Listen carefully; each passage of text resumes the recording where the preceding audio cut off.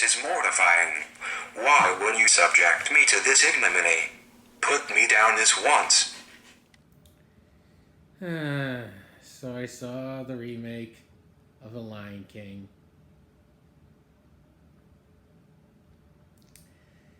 I was going to put a little more effort into this review, like possibly get my tripod out instead of recording this on an iPad.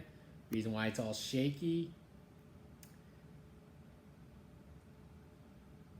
But I'm going to put as much effort as Disney did into this remake. I'm also going to show as much energy too. I mean, the 94 Lion King, the animated one, is one of my favorite Disney movies of all time. I loved it. Though it's a beautiful piece of art. But I think they treated this film like, I guess how they probably thought the 94 film should have been treated. If you know anything about production, it was being produced at the same time as Pocahontas. And we thought Pocahontas was going to be a superior film.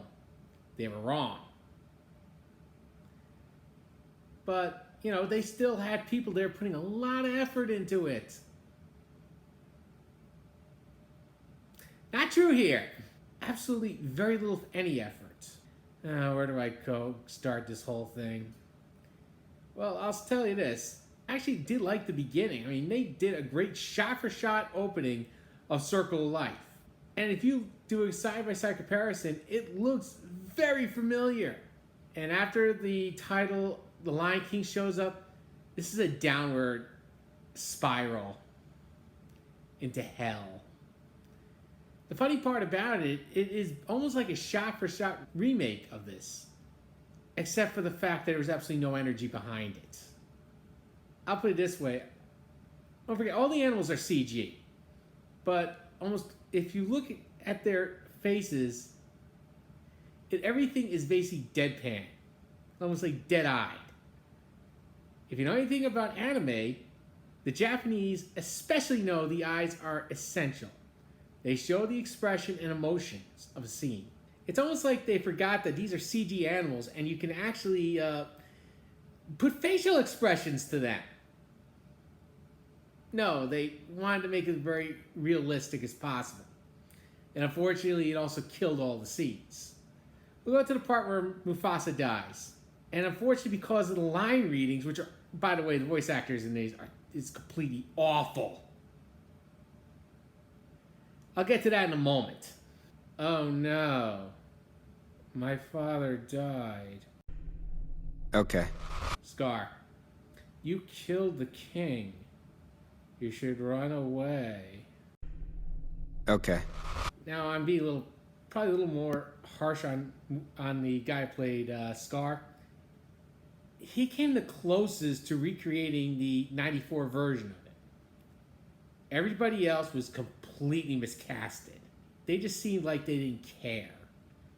And one of the worst offenders, and I really don't want to say it, is Donald Glover. He sounded like he's there for a paycheck. It was almost like they were dangling a paycheck in front of him. The next thing I really got to talk about are the changes, or lack thereof. Well, there were some changes, all right. Like, we found out that a portion of Simba's mane was eaten by giraffes and crapped out. And some of that crap made all the way to Rafiki. And they spent a good 4 minutes on this, explaining how it happened. Let's get some other little changes. Oh yeah, Timon and Pumbaa, played by Seth Rogen and Billy Rickner. These two had absolutely zero chemistry. There was nothing. I wouldn't believe these two people would be on the same planet, much more want to be friends. I mean, they tried, but their dialogue is the only thing that changed.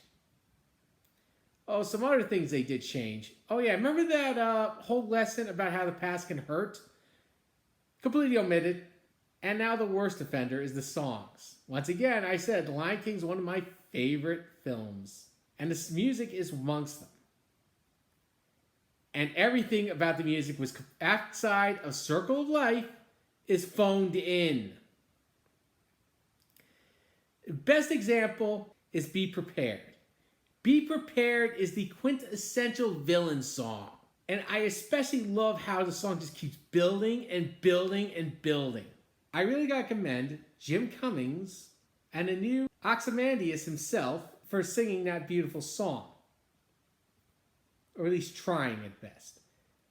Oh my God, they basically cut this thing in half.